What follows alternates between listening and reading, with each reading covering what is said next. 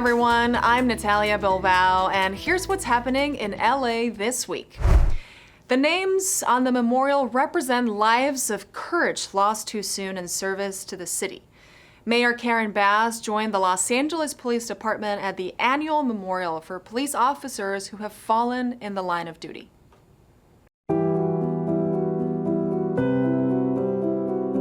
Today, we gather to honor the lives and sacrifices of the 239 men and women of the LAPD who gave everything in the line of duty.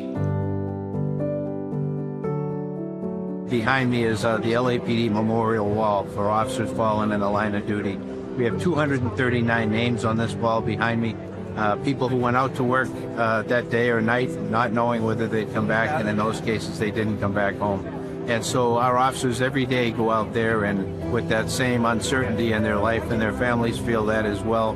That's part of the weight of the profession. Los Angeles is a great city because of individuals who answer the call to protect and serve. Today we honor those who gave all, and we renew our commitment to support those who continue their mission in the face of great challenges. Each name we remember today represents a life of courage, commitment, and selflessness. And behind each name is a family whose lives were forever changed. To the families here today, your loved one's legacy lives on in the fabric of our city. My message to the families of fallen officers at LAPD and everywhere is you will never be forgotten. You will always be part of our family here and throughout the nation.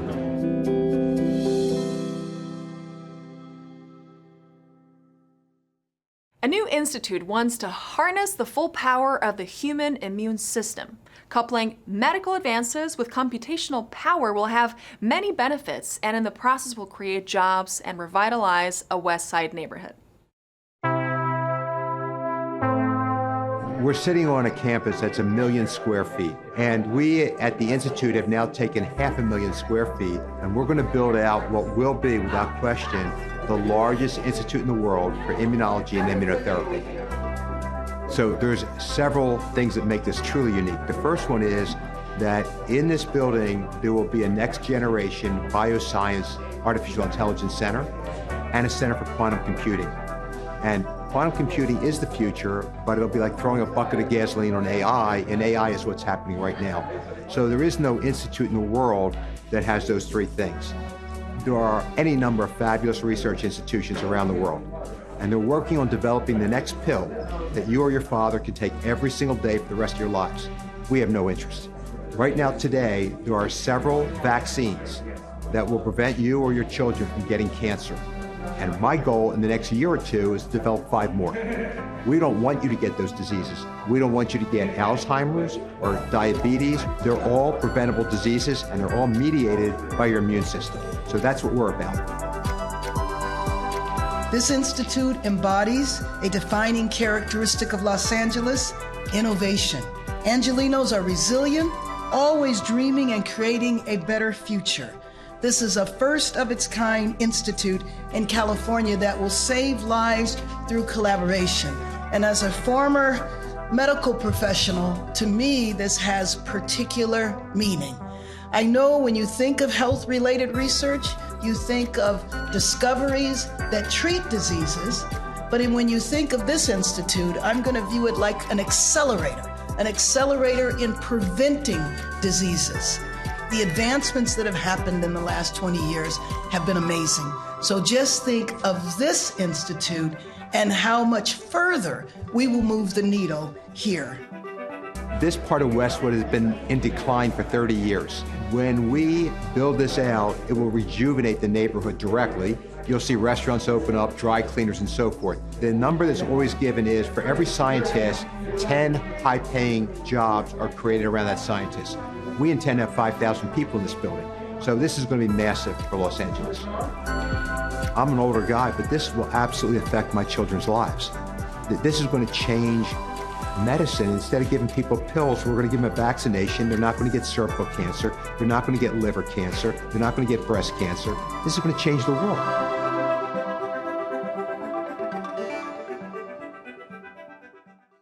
Councilwoman Tracy Park joined Laker legend James Worthy and LA Public Library at the Westchester-Loyola Village branch.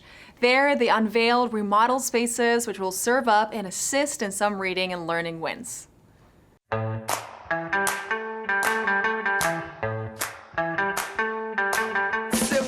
At the Loyola Branch Library here at Westchester Park, and we have this incredible partnership between LA Public Libraries and the LA Lakers. They have redone our reading rooms here in the library. James Worthy himself, the Laker legend himself, is here today reading to the kids. We are really investing in this partnership that is about a love of learning and an investment in our young people in our city. And it's just incredibly fun to be out here today and to see our entire community coming in to enjoy this wonderful new space. In the kids area, we created a space where kids can come together, sit in designated areas, and be able to talk and read along with a lot of the guest speakers that will come to the library and help encourage further reading.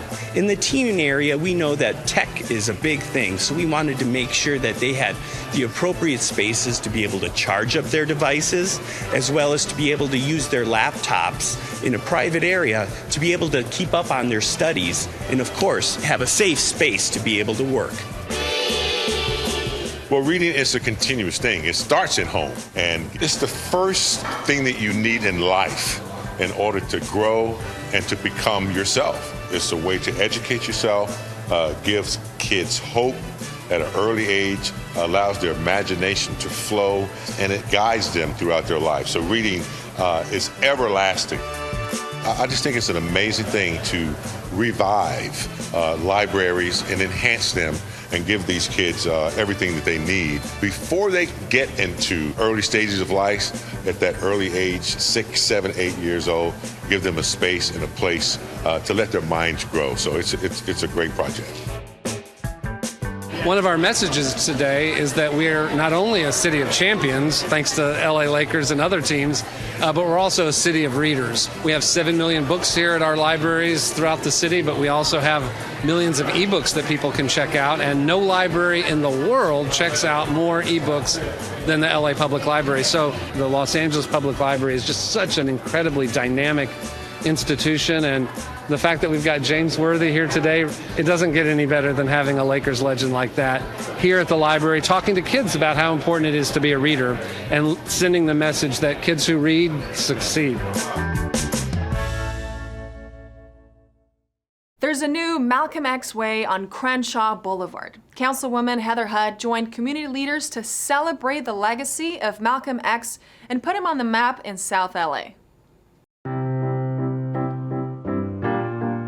This is an amazing day where we are celebrating 100 years of Malcolm X's birthday.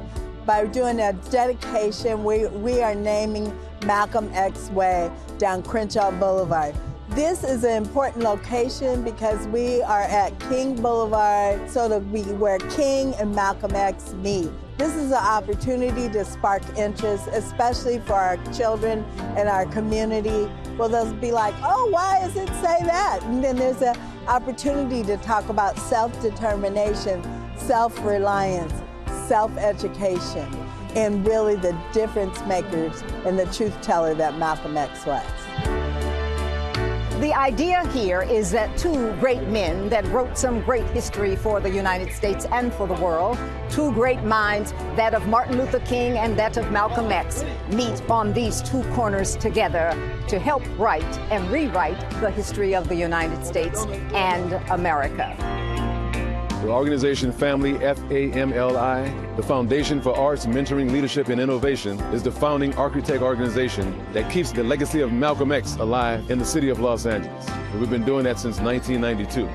2 years ago, we realized a dream to bring Malcolm X's name to the street on Crenshaw.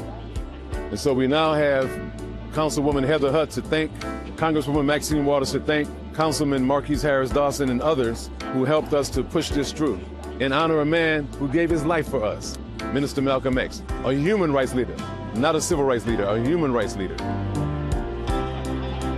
Me being an artist and being a former member of the Black Panther Party in the 60s, it was significant for me to create this artwork representing his image. And it's very important for us to recognize people like Malcolm X, who put his life on the line and his freedom on the line to fight against injustice. Malcolm X said human rights is something all of us are born with. Civil rights is something we had to fight for, bleed, and die for. Civil rights is something somebody gives you. Human rights God gives you. And so every human being that's born should have human rights. The right to freedom of expression, freedom of speech. And so today, more than ever before, in our lives, we're fighting for human rights. Malcolm X was someone who proved that transformation is possible, that no matter where you start, that you can end in the right place if you dedicate yourself and have discipline and love for yourself and for your people. Understand your history and your culture, and you can do anything. You can turn your life around and the lives of millions of other people as Malcolm did. The geography of Los Angeles brings its own challenges when it comes to flooding. The City of LA's Bureau of Engineering manages the city floodplains and shares its findings and plans with the community at large. Today, the Bureau of Engineering is hosting a public meeting to support the development of the Floodplain Management Plan update. So we're here to both share information with members of the public about the planning process, as well as hear their thoughts and ideas and information from them that will help guide the planning.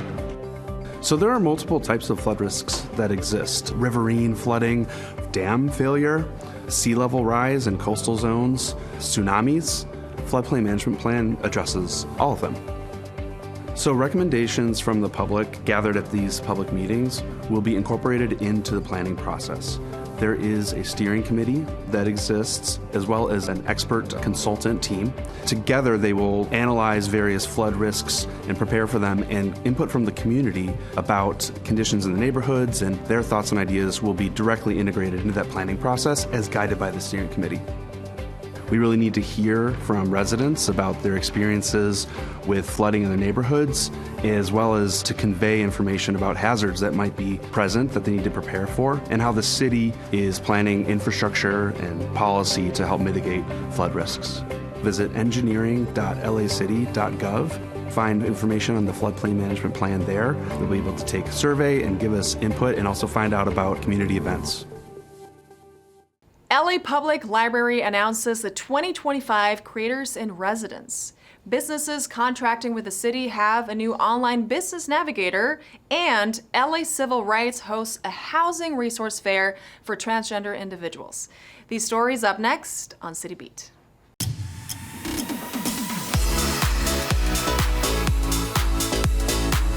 The Los Angeles Public Library and the Library Foundation of Los Angeles have announced that their two creators in residence for 2025 are Ashley Walker and Tien Nguyen. The Creators in Residence program is designed to engage creative artists, support new works informed by the library's collections, and highlight the library as a creative haven.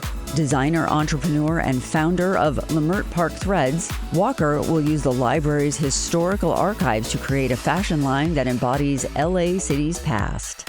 Experienced food writer and journalist Nguyen will expand on the library's menu collection to uncover the histories of people and communities behind LA restaurants. For more information, visit lapl.org/creators.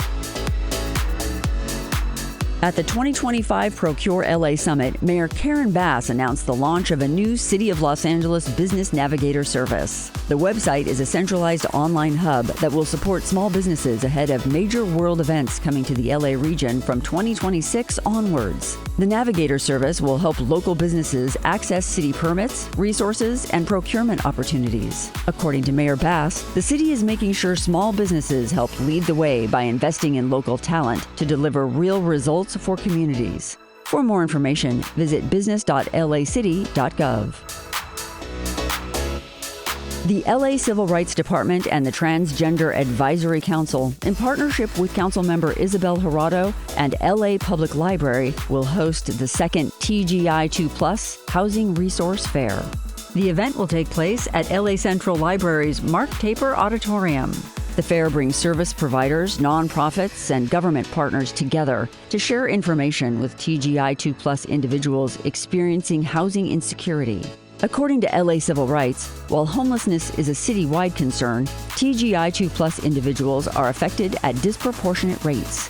The TGI2+ Housing Resource Fair takes place on Monday, June 16th, beginning at 9:30 a.m., and includes a panel discussion and information on transgender community support.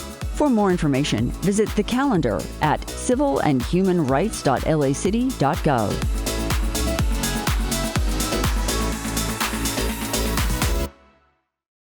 At Woodley Park, it was a happy paw day with council member Imelda Padilla and LA Animal Services.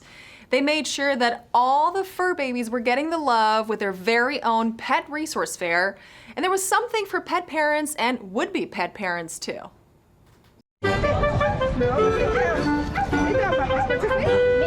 Today, for the first time ever, the 6th District is hosting a Happy Paw Day, which is an animal resource event where we have invited the entire 6th District to come get direct resources for their pets. And we are also here in partnership with the LA Animal Service Department. We are also here with some beautiful puppies and animals that are up for adoption so that people who come by can maybe take another cuddly friend home. I'm Martin. I'm from the Michelson Found Animals Better Neighborhood Project. We're in partnership with Imelda Padilla, and we're here to celebrate all these pets and bring all these resources to the community. We're here for this event that we found on Instagram for the microchipping and grooming service for the animals. What we wanted to do today was really bring the resources here related to making sure folks can get access to affordable pet care, meet some of the groomers of the local community, and we also have microchipping, free microchipping, lots of different things that are associated with having a pet. Sometimes the community doesn't know about it, and that's why we're here today, so that you know where to go. As a pet lover myself, I'm excited that members who feel the same kind of affection and human connection to their dogs or cats or pets. Can I put this in your mouth? Yum, yum, yum, yum. Know that it's a big responsibility, that it also comes with making sure that you take care of their health, that you give them safety. These events are mainly to help us engage with the community, get a better understanding of what the community needs. We want to make sure that we're bringing the resources to you and that everybody remembers that that's what my office is here for. You can always call us, you can always check out our website, leave us a message on social media, and we will help you find what you're looking for. It's tough to encapsulate all the programs the city's Department of Recreation and Parks has going on. The Salute to Recreation Family Festival was a carnival of fun with selected sports, action, and a preview of the summer programs ahead.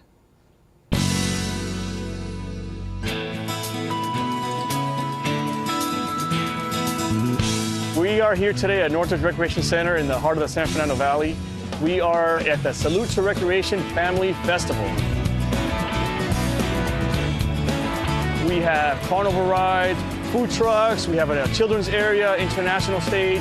We have about 100 arts and craft vendors. We also have a pickleball and volleyball invitational tournament. I'm finding out a lot of information about what for my daughter to do this summer, a lot of stuff that I've been interested in and about sports and summer camps, and it's really cool. Everyone's really friendly and really open. Seeing us come together in community for events together in support of one another really gives us all hope and gives us all something to look forward to. I'm so happy that so many people are showing up to enjoy these festivities. You know, this is a salute to recreation across the city of Los Angeles. So this is celebrating all the recreation throughout the city of Los Angeles. But every year I fight not only to have it in the Valley, but in Council District 12. Parece formidable porque los mantiene ocupados en las actividades que les gusta, por decir a ella. Deberían buscar a sus centros de recreaciones para información porque a los niños les gusta. Today's event encourages the kids to come out and to do family of fun events. That's all I could say.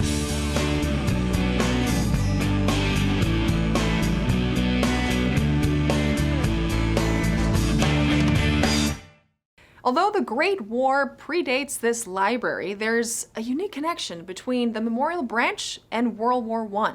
More than a century on, this branch library pays tribute to the past while supporting the current community.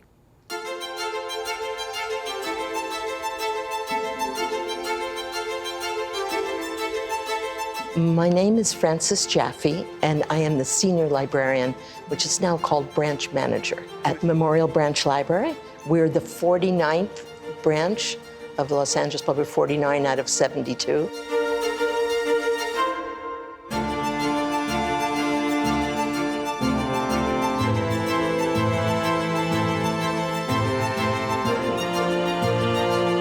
The alumni and the Student Body Association commissioned these stained glass commemorations to 20 alumni who perished in the Great War.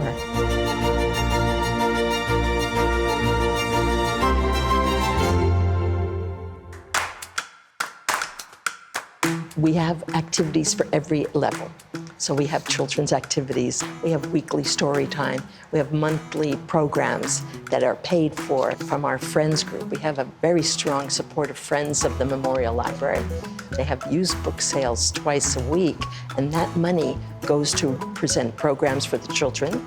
The teens also have a weekly program on Thursday afternoons, a very strong teen librarian presence. And now the adult librarian is continuing programs for adults as well. So we have an adult art class, an adult needlework class. These are all once a week. And once a month, First Friday's book club. During the recent heat wave, you couldn't get a seat in this library, to the point that we had adults sitting over in the little children's chairs, and not only an official cooling center, but a meeting place, and there were people were like making friends, and yeah, isn't it hot? And I love that part.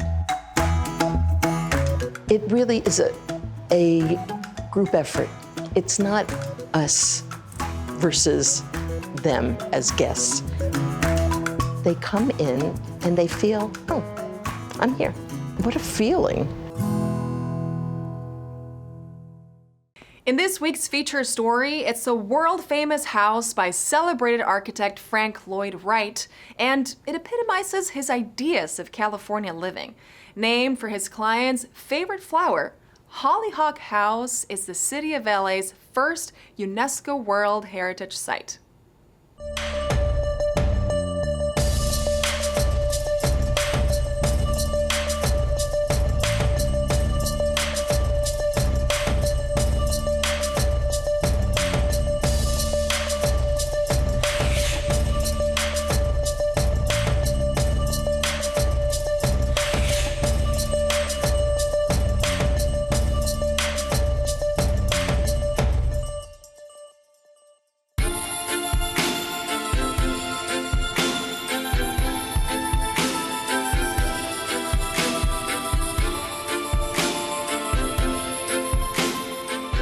Hollyhock House is Frank Lloyd Wright's first Los Angeles commission. He's probably America's most celebrated 20th century architect.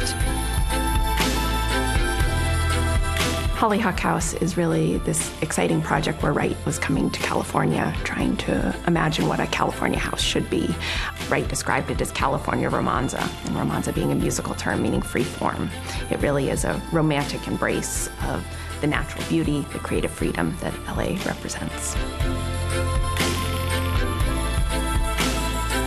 We are the city's only UNESCO World Heritage Site. It speaks to the importance of this site. We are the only cultural UNESCO site in California. We're joining the Redwoods and Yosemite, two natural sites, as California landmarks with this designation.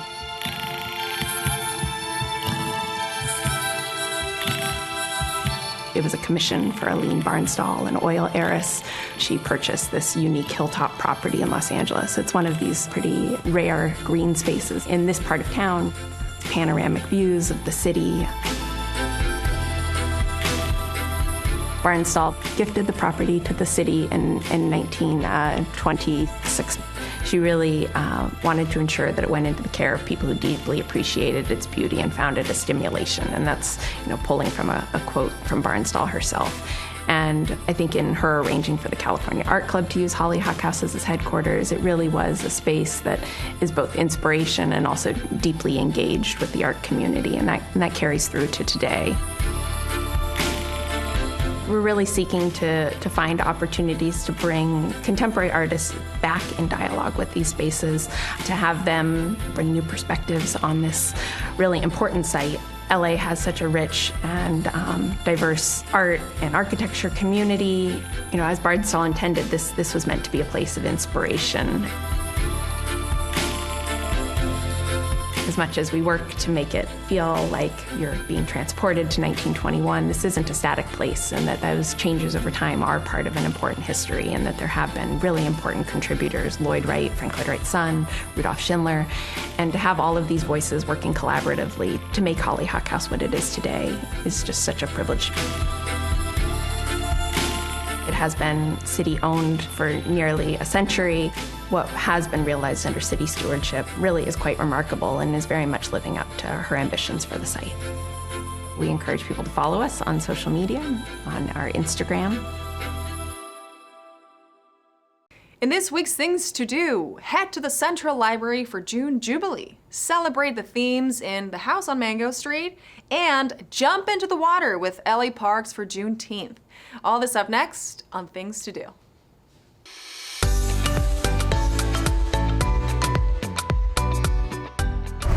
Join LA's Public Library for June Jubilee, a celebration of Black excellence, on Saturday, June 14th. The third annual June Jubilee welcomes everyone to a day of joy and inspiration with speakers, workshops, entertainment, and family activities. The day begins with a water blessing and continues with performances by African drummers, choirs, and dancers. From health and wellness to genealogy and technology to arts and crafts for all ages, there's something for everyone. Celebrate African American culture and contributions at this fun, family-friendly fair. June Jubilee, a celebration of Black excellence, takes place at the Central Library on Saturday, June 14th from 9:30 a.m. until 4 p.m. For more information, visit the June Jubilee page at lapl.org. Join El Pueblo at the birthplace of Los Angeles to celebrate 40 years of the book The House on Mango Street. Written by Sandra Cisneros, The House on Mango Street is on the National Endowment for the Arts' Big Read. El Pueblo invites everyone to celebrate the book at a community program on Saturday, June 14th. There'll be art activities based on themes in the book, a tour of the America Tropical Interpretive Center, and an Adobe brick-making workshop. Join El Pueblo for the Big Read on Saturday, June 14th, beginning at 11 a.m. For more information, visit elpueblo.lacity.gov/events.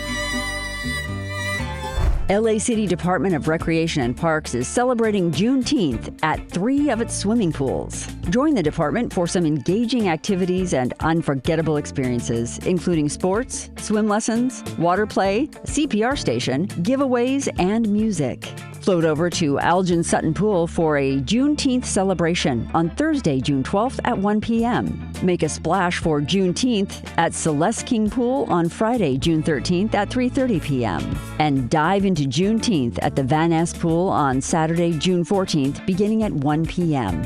For more information, see the featured activities at laparks.org. And that's a look at some things to do.